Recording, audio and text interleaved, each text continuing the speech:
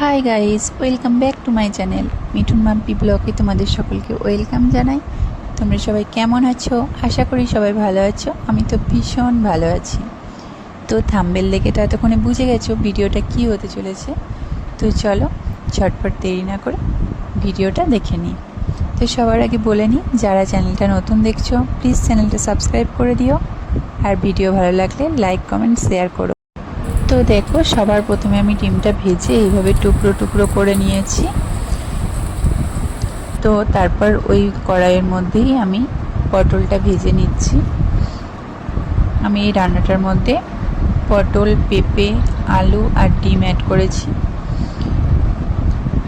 তো ওই কড়াইয়ের মধ্যে আমি তেল দিয়ে একটু কালো জিরে ফোড়ন দিয়ে আগে থেকে সিদ্ধ করে রাখা পেঁপে আর আলুকে দিয়ে দিলাম।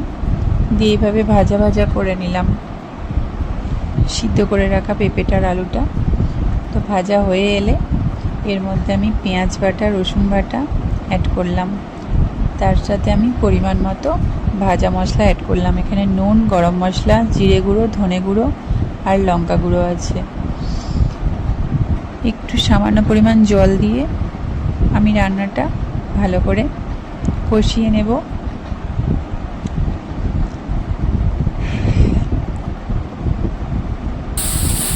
তো কিছুক্ষণ সময় ধরে আমি রান্নাটা এরকমভাবে করব যতক্ষণ না মশলার গা থেকে তেল ছাড়ে। তো দেখো, মশলার গা থেকে তেল ছেড়ে দিয়েছে। এর মধ্যে আমি এবার জল অ্যাড করে দেব। পরিমাণ মতো জল অ্যাড করে দেব। আগের থেকে ভেজে রাখা পটল আর ডিমটা আমি অ্যাড করে দেব।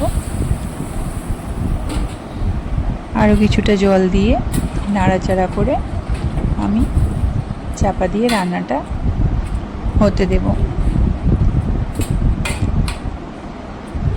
তো এখানে আমি পটল অ্যাড করেছি, আলু অ্যাড করেছি আর পেঁপে অ্যাড করেছি। তোমরা চাইলে পেঁপেটাকে স্কিপ করে যেতে পারো। তো দেখো, চাপা খুলে আমি ফিরে এলাম 5 মিনিট থেকে 6 মিনিট পর। তো দেখো আমার রান্নাটা হয়ে গেছে। তো চলো একটা জায়গায় সার্ভ করে তোমাদের দেখাই। তো দেখো, একদম ঘরোয়া পদ্ধতিতে হয়েছে।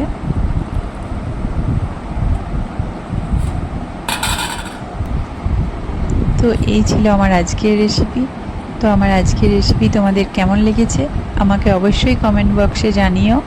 আর আমার ভিডিওটা যদি তোমাদের ভালো লেগে থাকে ভিডিওটা লাইক কমেন্ট শেয়ার করো। আর যদি এই মুহূর্তে আমার চ্যানেলটা নতুন দেখছো তো প্লিজ প্লিজ প্লিজ চ্যানেলটা সাবস্ক্রাইব করে দিও। তো আজকের মতো এই পর্যন্তই। সবাই ভালো থেকো।